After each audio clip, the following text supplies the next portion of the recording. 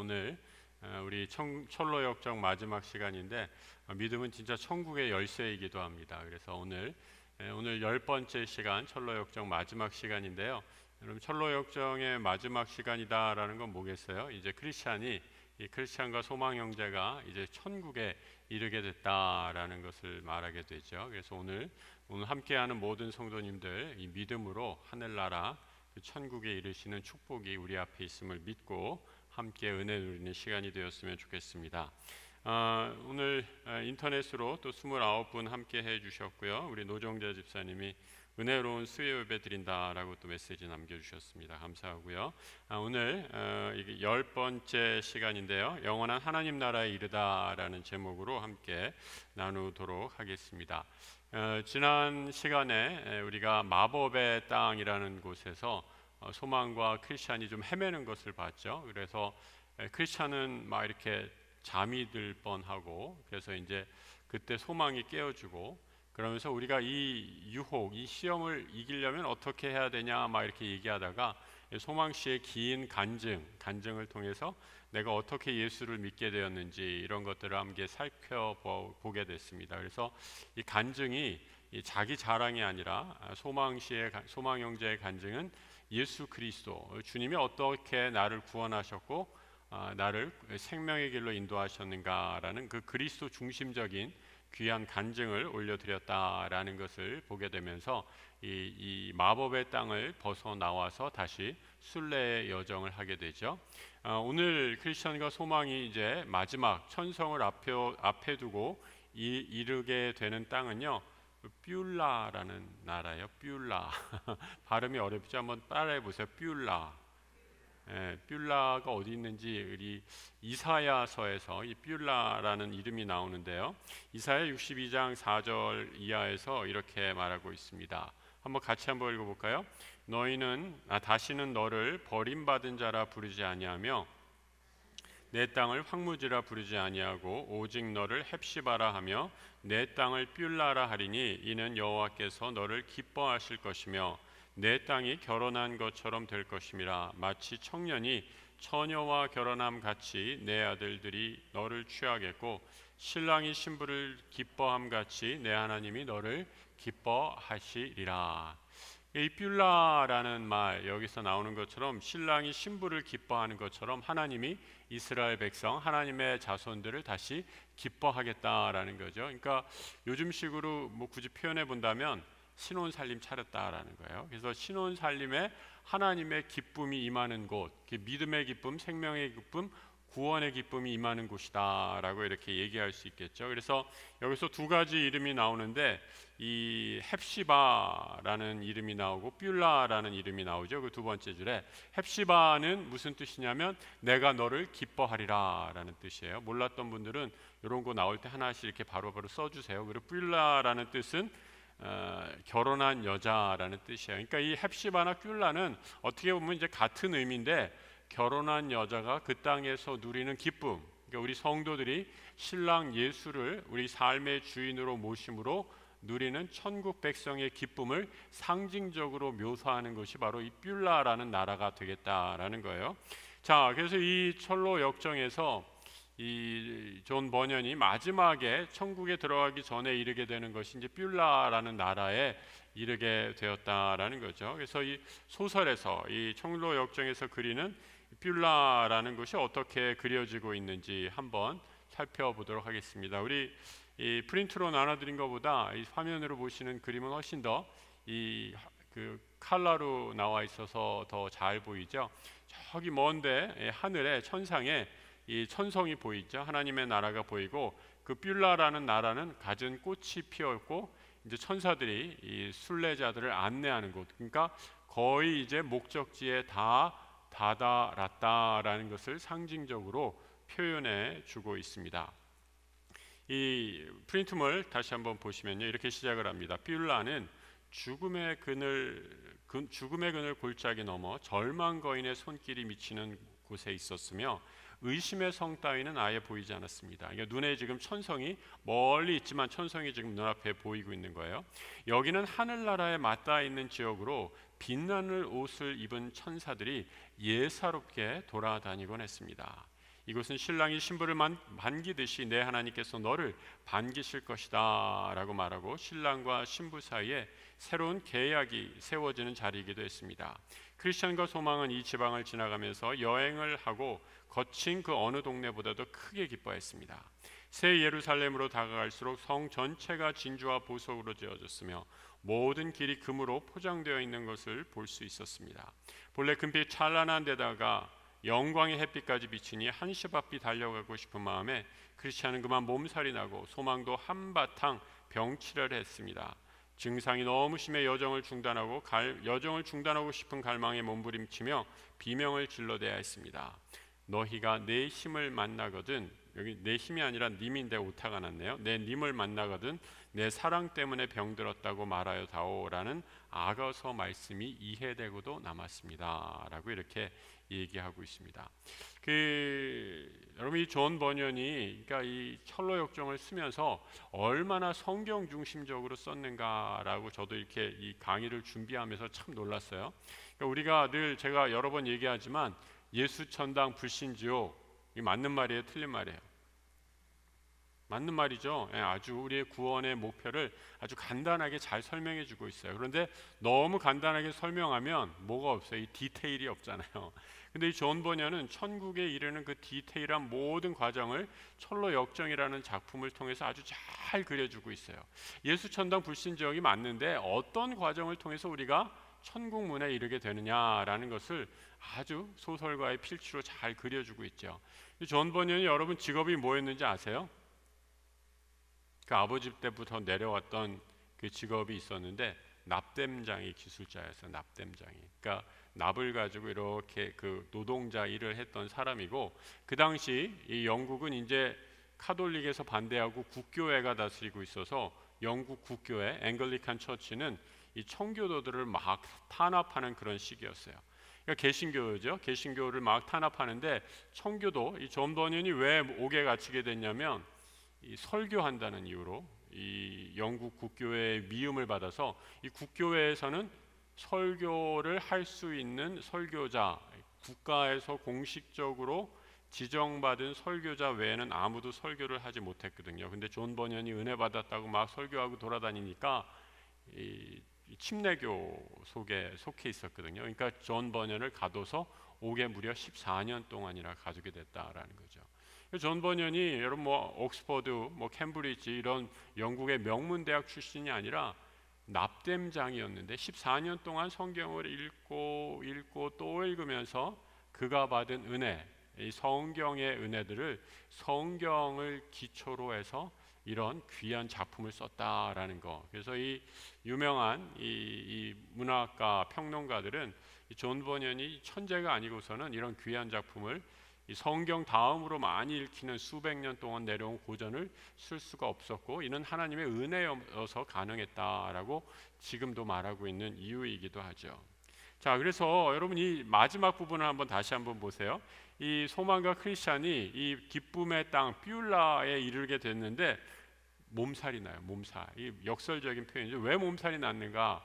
너무 기뻐서 몸살이 났어요. 왜냐하면 그 전까지는 정말 순례 여행이 너무너무 고달프고 힘들었어요. 뭐 절망 거인의 꿰매 넘어가기도 하고 사탄의 유혹에 넘어가기도 하고 온갖 이 순례의 길을 방해하는 사람에게 속여서 또 다른 길로 가기도 하고 이런 모든 잘못된 길로 가기가 일쑤였는데 이 뷸라라는 나라에 이르러서는 그야말로 예수를 믿는다는 기쁨이 어떤 것인지 온전하게 느끼게 되는 거예요. 그래서 일종의 이 기쁨은 기쁨의 병이야. 그러니까 예수, 하나님, 천국을 너무 사랑하기 때문에 생긴 병. 그 병을 뭐라 그래요, 여러분? 사랑하기 때문에 생긴 병. 제가 너무 어려운 문구로 물어봤네. 상사병이 난 거예요. 천국에 너무 들어가고 싶어서 예수를 너무 사랑해서 하나님을 너무 사랑해서 뷸라라는 나라에서 몸살이 났다라는 게 기쁨의 병이죠. 근데 이 기쁨의 병에 취해서 예수를 너무나 사랑하는 하나님을 너무나 사랑하는 이 사랑의 마음에 취해서 남은 여정들을 끝까지 가게 됐고 마지막에 이제 이 계곡의 끝에 도착했을 때 이 진주와 황금, 보석으로 지어진 천성이 바로 눈앞에 보이는, 그러니까 뷸라라는 나라와 천성과 아까 그래서 우리가 확인했듯이 맞닿아 있는 곳이어서 멀찌감치 천성이 눈앞에 그려지는 그런 곳이었다라는 겁니다. 그래서 여기서 다시 두 명의 순례자를 크리스찬과 소망 형제가 만나게 됩니다. 2번으로 한번 넘어가 볼게요. 크리스찬과 소망은 금빛 옷을 입고, 아까 그 첫 번째 그림 다시 한번 배경으로 보여주세요. 얼굴에서 해처럼 밝은 빛이 쏟아져 나오는 두 남자를 만났습니다. 남자들은, 여기서 남자들은 천사들을 말하는 거예요. 거기 아래 그림에 천사들이 아주 작게 그려져 있는데 하얀 옷을 입은 사람인데, 어디서 오는 길이냐고 묻기에 대답을 해주었더니 크리스찬과 소망이 대답을 해줬다라는 거죠. 그동안 어디서 묵었으며 어떤 어려움과 위기를 겪었고 무슨 어려움과 즐거움을 얻었느냐고 캐물었다. 그러니까 여러분, 이 천국은요, 천국까지 가는 길 동안, 그러니까 내 믿음의 간증을 여러분들이 잘 쌓아두어야 돼요. 여러분들이 이 천국에 이르기 동안 어떻게 여기까지 오게 됐습니까? 여러분에게 질문하는 사람들이 있을 거예요. 사람들이 질문 안 하면 천사들이라도 질문할 거예요. 내가 어떻게까지 이 길까지 오게 되었는지 여러분들의 그 간증의 기록들, 그것들을 잘 남겨두셔야지 우리가 그때 하나님 나라에 이르게 될 때 말할 거리들이 생기게 된다라는 거죠. 자초지종을 시시콜콜 설명하자 두 남자가 이렇게 말했어요. 새 예루살렘 성에 들어가기까지 이제 고작 두 가지 난관이 남았을 뿐입니다. 두 가지 난관이 뭔지는 안 가르쳐줘요. 근데 제가 뒤를 쭉 읽어보니까 그 뒤에다 답을 써줬어요. 뭐예요? 사망의 강을 건너는 것과 마지막 천국 문에 이르러서 증명서를 내야 하는 일이 남아있어요. 나중에 다시 한번 살펴보겠습니다. 크리스찬과 소망은 함께 가달라고 부탁했는데 이 두 천사가 이렇게 말하고 있죠.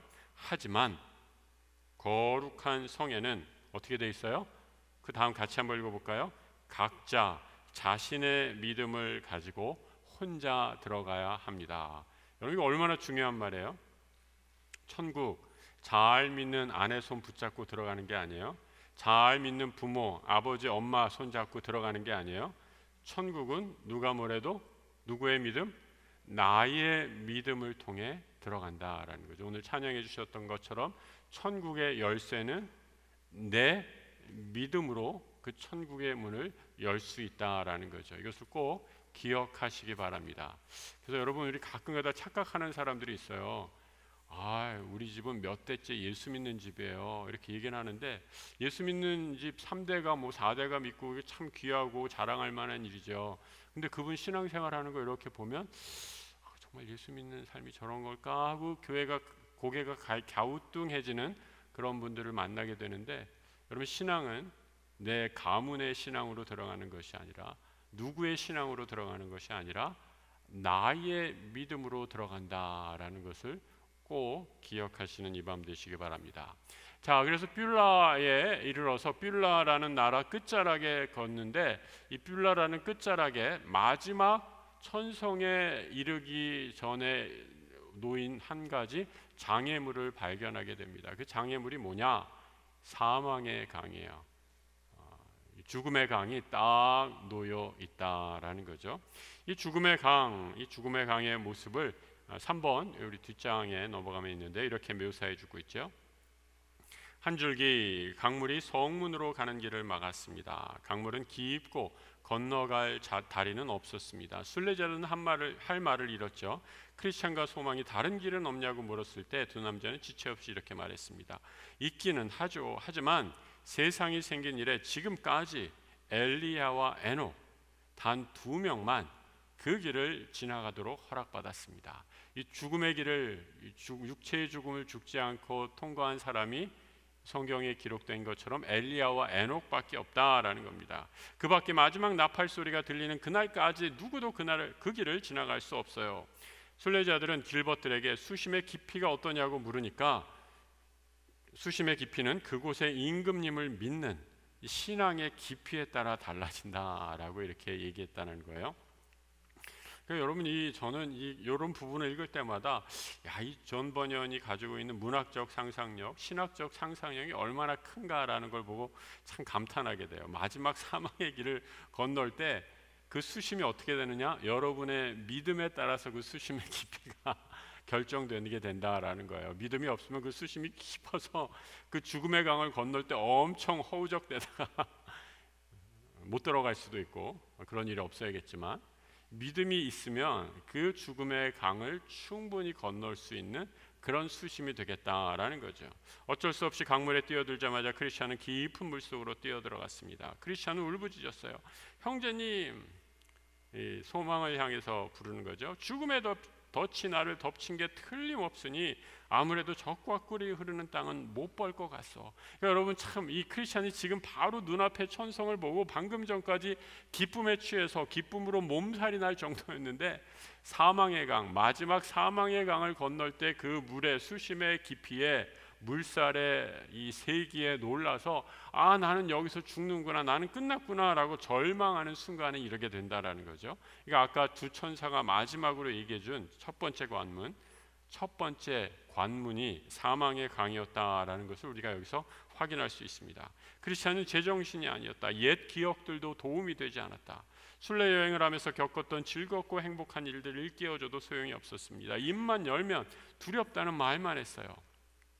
그러니까 저는 이 부분을 보면서 아마 존 버년이 감옥에 있을 때, 여러분이 14년, 13년을 영국의 그 깊은 지하 감옥에서 있었다라고 말씀드렸는데, 여러분 이 고대 시대, 중세 시대 감옥이라는 것은 막 이렇게 오늘처럼 뭐 화장실 있고 변기 있고 뭐 이렇게 다 깨끗하게 갖춰진 그런 시설이 아니에요. 그냥 지하에다 이렇게 가둬놓고 죽으면 그냥 시체 내가고 그런 감옥이라서, 아마 존 버년이 그 감옥에 갇혔을 동안 아마 죽은 시체들을 많이 죽는 이 사람들의 임종을 여러 번 지켜봤지 않았을까라는 생각들을 해봐요. 그러면서 이 죽음을 앞두고 있는 사람들의 여러 가지 모습들을 아마 그가 직접 관찰하면서 이 부분을 이렇게 녹아낸 것이 아닌가라는 생각을 합니다.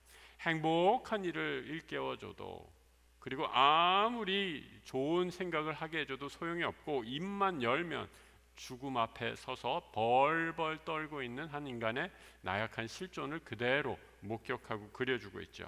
성문에 가기는커녕 강물에서 헤어나오지 못하고 죽음을 맞이하지 않을까 잔뜩 겁에 질린 눈치였습니다. 그리고 순례도 나서기도 전에 여행 중에, 지금까지 온 여행 중에 저지른 죄를 떠올리며 몹시 괴로워하고 있었다라고 이렇게 말해주고 있습니다.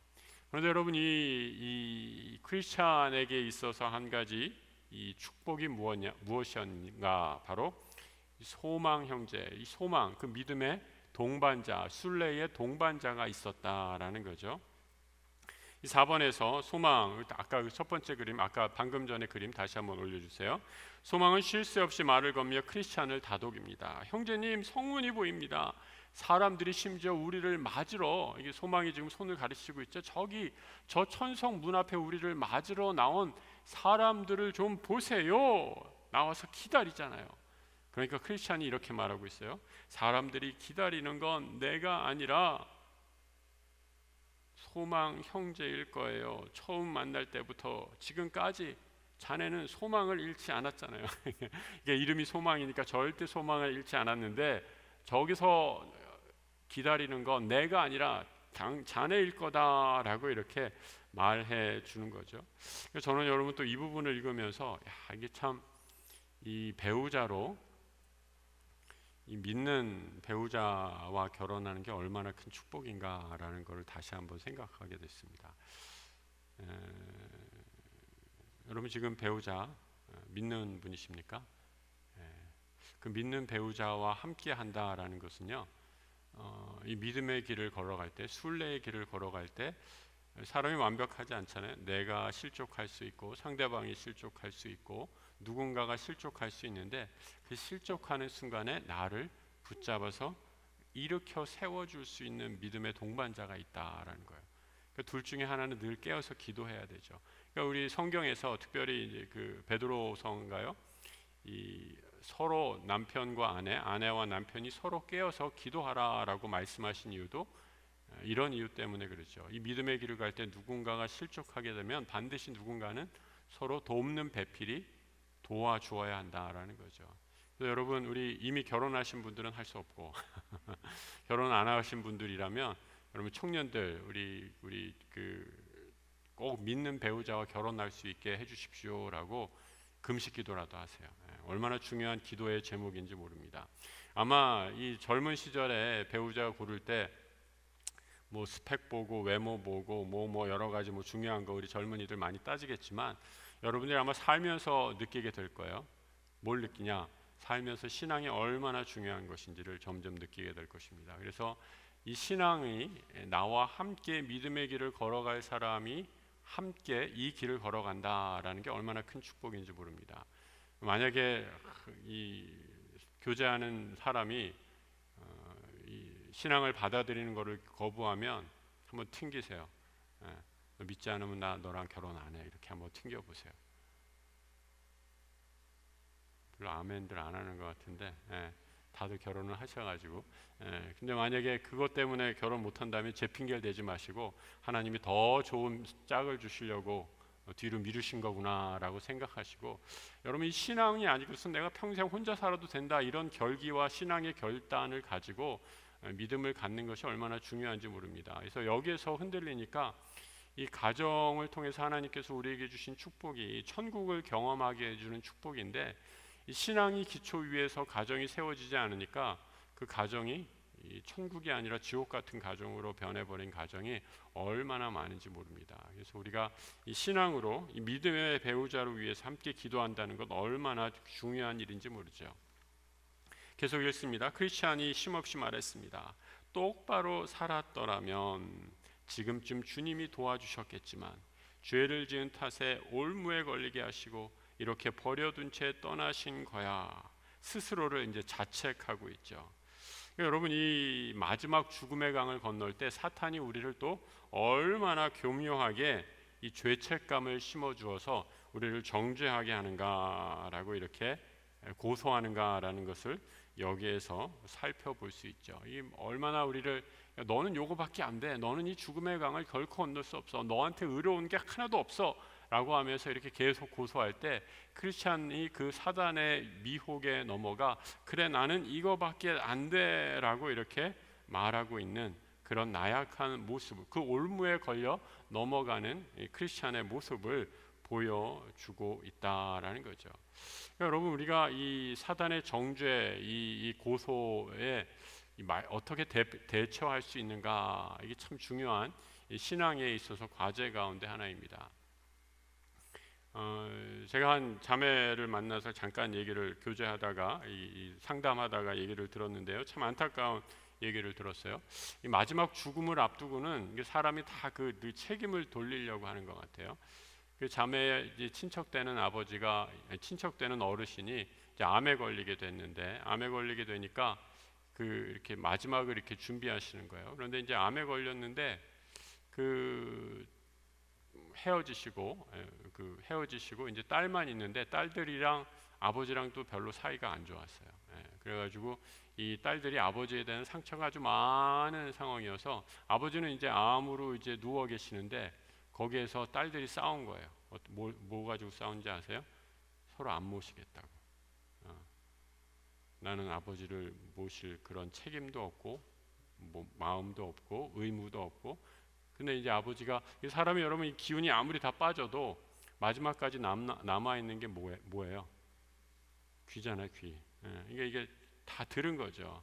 이 자식들이 귀한 딸들인데 아무리 뭐 아버지가 술 먹고 주정 피고 뭐 못된 짓을 했다고 해도 자식들 입에서 나는 아버지와 아무 상관이 없어. 나는 아버지를 사랑하지 않아. 그런 말을 듣는 부모의 심정은 어떻겠어요?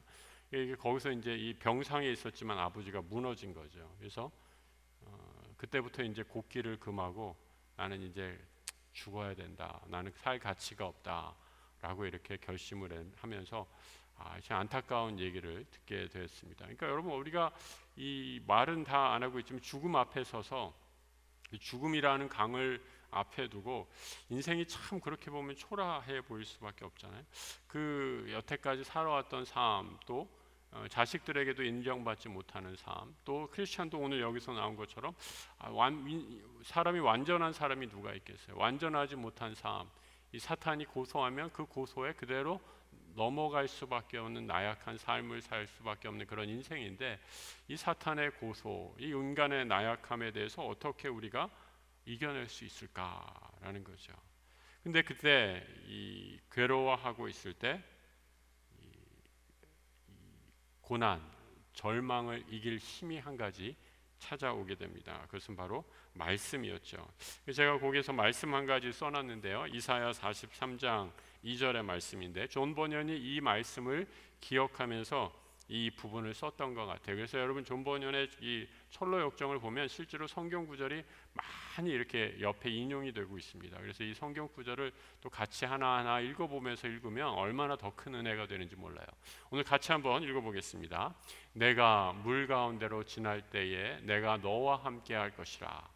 강을 건널 때에 물이 너를 침몰하지 못할 것이며, 내가 불 가운데로 지날 때에 타지도 아니할 것이요 불꽃이 너를 사르지도 못하리니. 이 말씀을 붙잡고 이제 아까 이 믿음의 길을 함께 걸어가는 소망 형제가 크리스찬에게 새로운 믿음을 북돋아 주고 있는 것을 보게 되죠. 소망이 뭐라고 얘기하는가? 당신이, 아니 우리가 지금 당하는 이 마지막 사망의 강에서 당하는 고난은 하나님이 우리를 버리셨다는 것이 아니라 하나님이 우리를 사랑한다는 징표예요, 형제라고 이렇게 깨우쳐 주고 있죠. 이렇게 말하고 있습니다. 5번입니다. 형제님, 악인들은 죽을 때에도 고통이 없으며 몸은 멀쩡하고 윤기까지 흐른다고, 사람들이 그래서 흔히들 당하는 고통이 그들에게는 없고 사람들이 의뢰당하는 재앙도 그들에게는 아예 가까이 가지 않는다라는 말씀을 잊으신 것입니까? 강물에 빠져 이처럼 고통과 괴로움을 당하고 있다는 사실이야말로 하나님이 형제님을 잊지 않으셨다는 증거가 아닙니까? 소망은 말씀으로 계속 일깨우고 있죠. 인생의 고난이 없고 모든 일이 만사형통하다면 그것은 오히려 악인의 표징이다라고 시편 기자의 말씀을 인용하면서 하나님이 사랑하시는 자에게 징계와 채찍을 주시는 것을 우리가 생각할 때에 지금 당하는 형제의 고통은 하나님이 우리를 사랑하시고 기억하신다라는 증거가 아닙니까?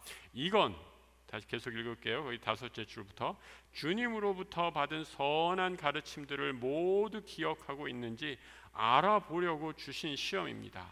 심한 어려움 가운데 주님을 의지하고 있는지 살펴보고 싶으신 겁니다.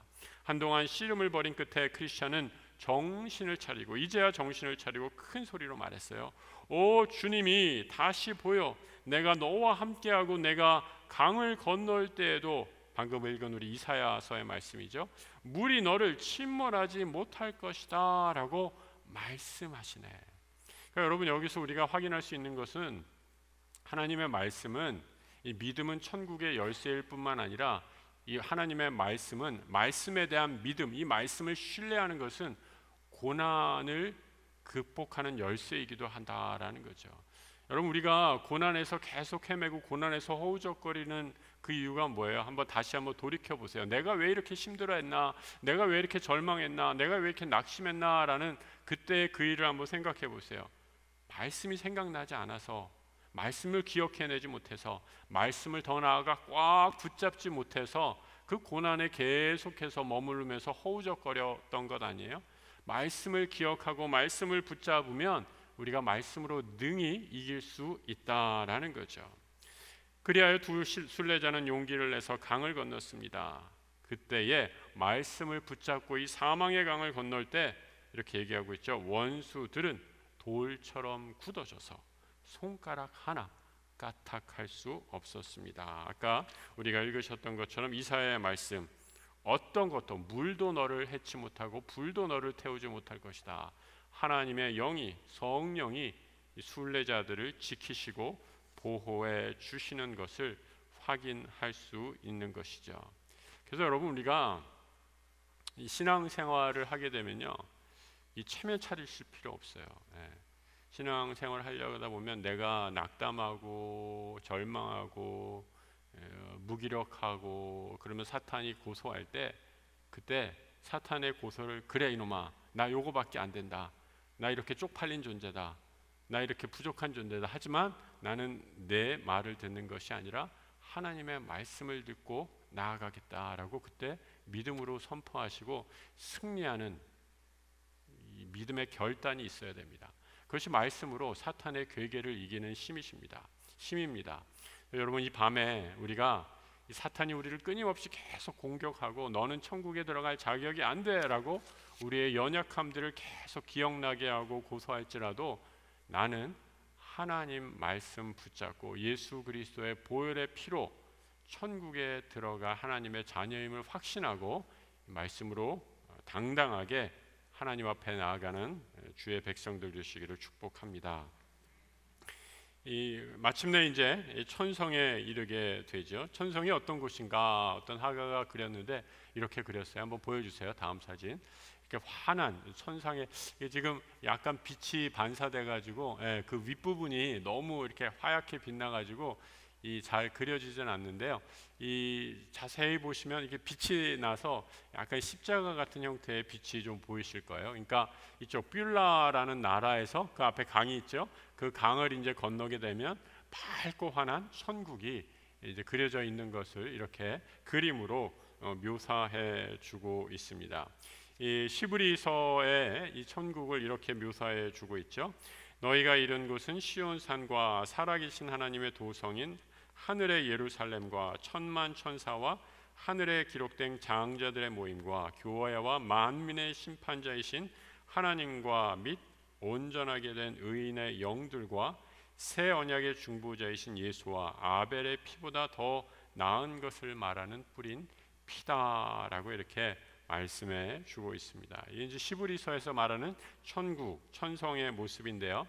이 존 버녀는 이런 천성을 어떻게 그려주고 있는가? 이 성경의 기초에서 이렇게 문학적인 상상력을 동원해서 이렇게 묘사하고 있습니다.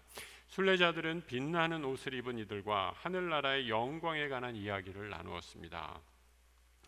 그러니까 여러분, 이 천국에 이르는 동안 우리가 이 이야기를 나누는 것도 참 중요해요. 무슨 이야기? 은혜의 이야기, 간증의 이야기, 믿음의 이야기. 살아오면서 하나님이 함께 하시는 그 말씀의 은혜를 나누는 것이 얼마나 중요한가. 이 순례자들은 계속 그 은혜를 상기시키고 은혜를 확인하면서 말씀을 붙잡고 나아가는 것을 보게 됩니다. 천사들은 그곳의 아름다움과 영광은 말로 다 표현할 수 없습니다 라고 말하고 있습니다. 시온산과 하늘의 예루살렘, 헤아릴 수 없는 많은 천사들, 완전하게 된 의인들의 영이 거기에 있습니다. 아까 읽었던 우리 시브리서를 인용해서 이렇게 쓴 부분이죠. 여러분, 하나님의 낙원으로 가서 생명나무를 두 눈으로 확인하고 영원토록 변치 않는 열매를 먹게 될 것입니다. 그곳에 가면 신옷을 받아 입고 날마다 그리고 영원토록 임금님과 걸으며 즐거운 대화를 나누게 됩니다. 낮고 낮은 이 세상에 머무는 동안 보았던 슬픔, 질병, 고통, 죽음 따위는 다시는 보지 못할 것입니다. 이전 것들은 다 사라져 버렸기 때문입니다. 그럼 천국이 우리에게 예비되어 있습니다. 얼마나 감사하고 기쁜 일입니까? 우리의 육신은 점점 이게 좀 나약해지죠. 슬픔을 피할 수 없고 질병을 피할 수 없고 또 죽음이 가져다 오는 고통을 피할 수 없지만 이 죽음의 강을 건너서 우리에게 예비하신 천국, 그 놀라운 영광을 한번 상상해 보시면서 그 나라에 가는 것을 소망하시는 우리 성도들 되시기를 축복합니다. 이 헨리 모리슨이라는 아프리카 선교사님이 한 분 계세요. 이분이 이제 40년 동안 아프리카 선교를 하고 이제 그 귀한 사역을 마치고 이제 돌아오게 됩니다. 그 당시에 이제 아프리카에서 미국으로 오는 편은 비행기가 있던 시절이 아니라서 이 대서양을 건너서 배 타고 오는 거였어요. 멀리서 이제 한참 배를 타고 이렇게 돌아오는데 마침 헨리 모리슨 그 선교사님이 탄 배에 미국의 루즈벨트 대통령이 타고 있었어요. 미국의 루즈벨트 대통령은 그때 무슨 일로 아프리카에 갔었느냐? 이 아프리카에 코끼리 사냥하러, 상어 사냥을 하러 갔었다고 그래요. 그러니까 미국 대통령이 그 아프리카에서 휴가를 마치고 돌아오니까 이 미국에 딱 어느 항에 도착했을 때 그 미국 항에 대통령을 위한 레드 카펫이 쫙 깔렸죠. 그래서 막 빵빠르게 울리고 미국 대통령이 오십니다. 뭐 이렇게 의장대가 이렇게 나팔을 불고 온 강요 요인들이 나와서 대통령 각하 잘 다녀오셨습니까? 하고 인사하고 박수치고 뭐 루즈벨트 대통령 나 잘 왔어, 그리고 내가 잡은 거 봐 이렇게 막 자랑하고 이렇게 딱 들어오는데 헨리 모리슨 선교사를 마중 나오러 온 사람은 아무도 없었다라는 거예요. 이렇게 쫙 빨간 카페트가 깔리고 대통령을 맞이하러 가는데 자기는 아무도 반겨주는 사람이 없는 쓸쓸한 귀국을 하게 되면서 헨리 모리슨 선교사님이 기도했다는 거죠. 하나님, 내가 40년 하나님을 위해 충성을 다했는데 이게 뭡니까?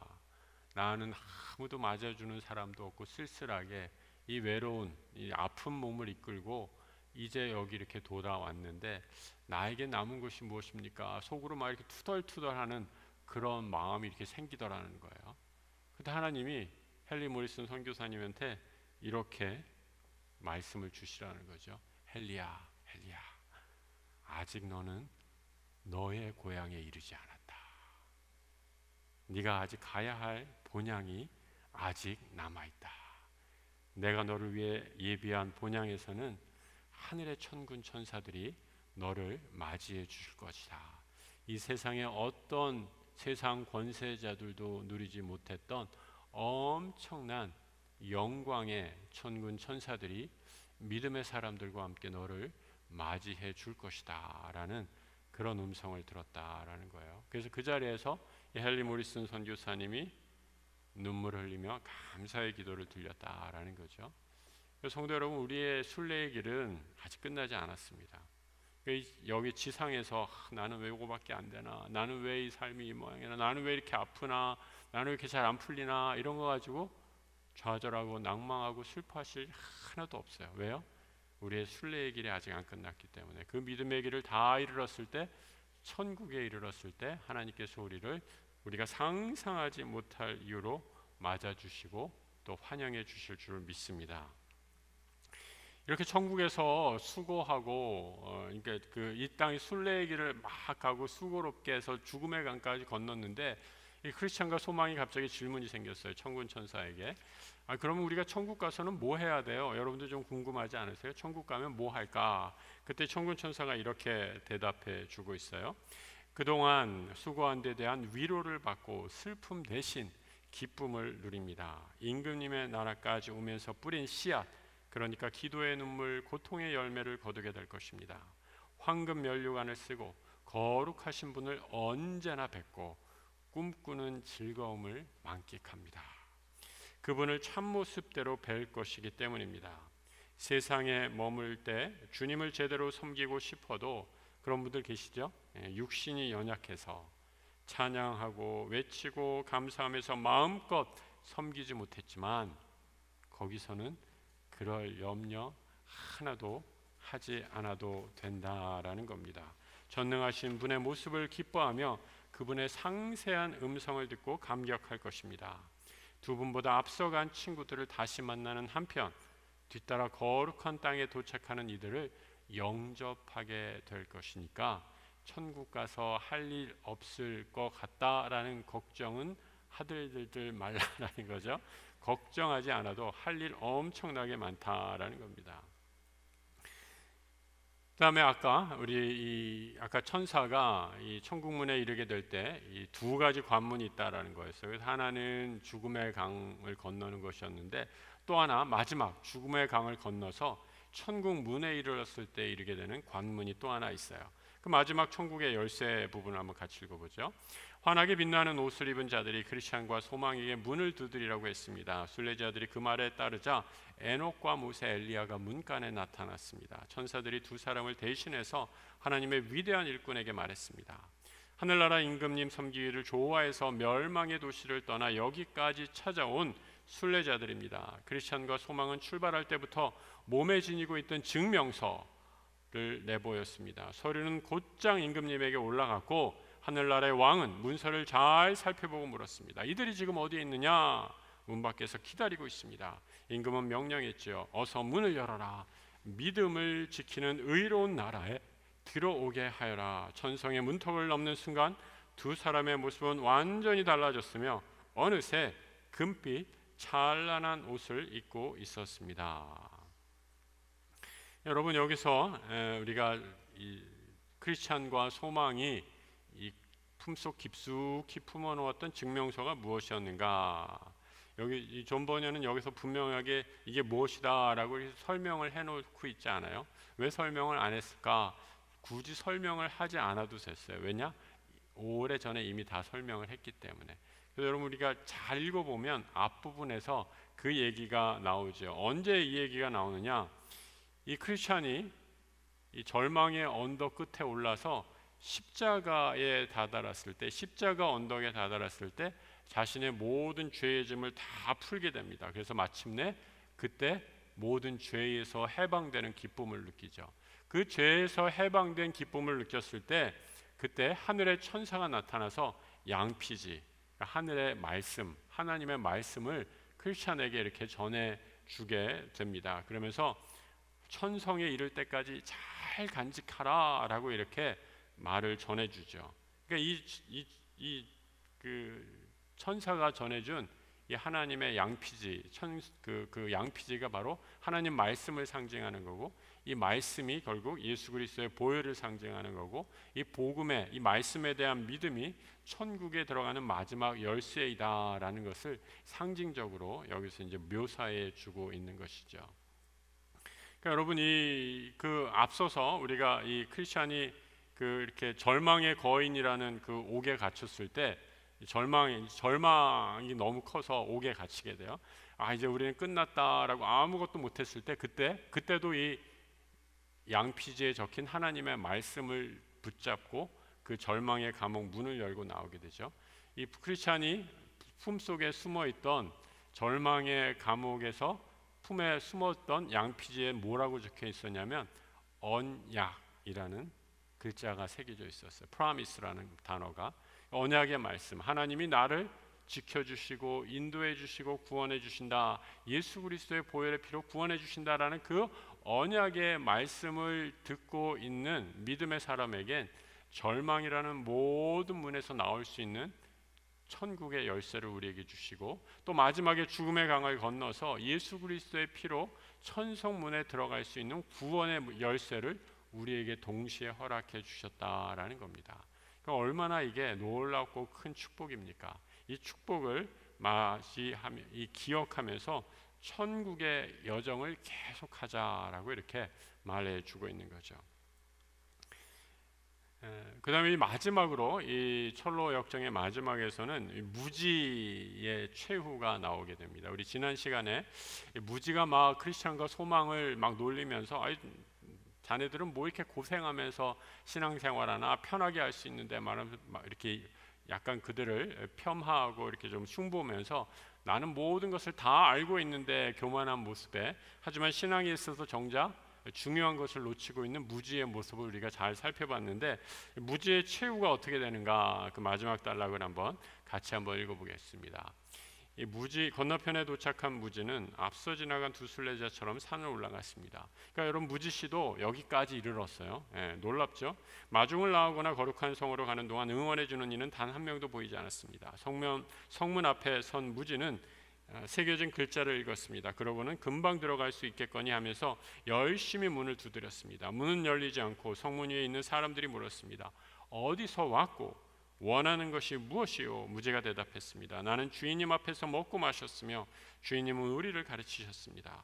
성 안의 사람들은 증명서가 있어야 문을 지나 임금님을 뵐 수 있다고 말했습니다. 이 증명서, 아까 크리스찬이 성 안의 문지기에게 보여줬던 그 언약의 말씀의 증명서죠. 무지는 주머니는 죄다 더듬어 보았지만 찾을 수가 없었습니다. 증명서가 없단 말이요. 무지는 꿀먹은 벙어리가 되고 말았습니다. 새로운 순례자가 도착했다는 소식이 전해졌지만 왕은 내려가 보지도 않았습니다. 대신 크리스찬과 소망을 안내했던 두 천사가 무지를 결박했습니다. 빛나는 옷을 입은 이들은 무지를 데리고 허공을 가르며 지난날 산자락에서 보았던 문으로 날아가 그 속으로 무지를 던졌습니다. 이 마지막 이 줄이 참 인상적이었어요. 가만히 보니 멸망의 도시뿐 아니라 하늘나라 바로 문 앞에도 곧장 지옥으로 이어지는 통로가 있었습니다 라고 이렇게 말하면서 철로 역정이 끝이 나고 있어요. 그래서 이 천사가 지금 보이시는 그림에서처럼 이 무지를 결박해서 휙 그 지옥의 문에 던져 넣는 것으로 마무리하고 있는 것을 보게 됩니다. 여러분, 이것이 철로 역정, 우리가 지금까지 살펴본 철로 역정의 마지막입니다. 여러분들은 어떤 생각, 10번의 시간들을 통해서 어떤 생각이 드셨는가 모르겠습니다. 우리가 믿음을 더욱더 계속해서 말씀을 붙잡고 잘 해야겠다. 우리의 순례의 여정은 아직 끝나지 않았고 지금도 계속되는 하늘나라 이르기까지 가야 하는 천국의 순례의 여정이다라는 것을 꼭 기억하시면서 우리 하나님 우리와 함께 하시고 말씀으로 우리를 지켜주시고 인도하신다라는 것을 꼭 기억하시고 천국을 소망하면서 믿음으로 말씀으로 승리하는 우리 모든 성도들 되시길 주님의 이름으로 축복합니다. 하나님 아버지, 철로 역정 10번의 시간을 통해 우리에게 그때그때마다 말씀 허락해 주시고 기도의 제목들 허락해 주신 것 감사합니다. 우리의 믿음의 길도 순례의 여정임을 다시 한번 확인하오니 주여 말씀으로 우리를 붙잡아 주시고 성령 충만케 해 주셔서 우리의 모든 연약함, 부족함, 사탄의 그에게 유혹에도 이기며 승리할 수 있는 믿음 허락하여 주옵소서. 말씀 꽉 붙잡고 나아갈 때 세상의 모든 유혹과 고통 이길 수 있는 절망을 이기는 말씀의 능력 체험케 하여 주시고 우리가 이 믿음의 순례의 길 계속 갈 때 마지막 하나님 나라 죽음의 강을 건너 천국의 문을 열고 내 주 예수 그리스도 내 주 하나님을 얼굴과 얼굴을 맞대고 보는 그 놀라운 천국 소망으로 이 땅을 살아가는 우리 모든 약수의 성도들 되게 하여 주옵소서. 이를 위해 우리를 믿음의 한 공동체로 묶어주셨습니다. 내가 비록 혼자 살아도, 내가 바로 결혼 안 해도, 내가 혼자 있다 할지라도 우리 모든 믿음의 공동체의 형제 자매들이 나의 믿음의 동역자임을 기억하며 힘들고 어려움에 빠진 사람, 시험 들어서 낙심한 사람 있다면 눈을 들어 손 내밀어 일으켜 세워줄 수 있는 믿음의 동역자 되게 하여 주옵소서. 크리스찬에게 소망이 있었던 것처럼 우리 모두가 서로에게 소망이 되어서 이 믿음의 길 함께 손잡고 순례의 길 나아가는 하나님 나라의 천국 백성, 천국 공동체 되게 하여 주실 줄 믿사오며 지금은 우리 주 예수 그리스도의 은혜와 우리 하나님 아버지의 크고도 놀라운 사랑하심과 성령님 우리 안에 역사하심이 주님 우리에게 예비하신 그 영원한 하나님 나라 천성을 향하여 계속해서 믿음의 행진 걸어가기로 다짐하는 하나님 나라 자녀들 천국 백성들 위해 지금부터 영원토록 함께 하시기를 간절히 축원하옵나이다. 아멘.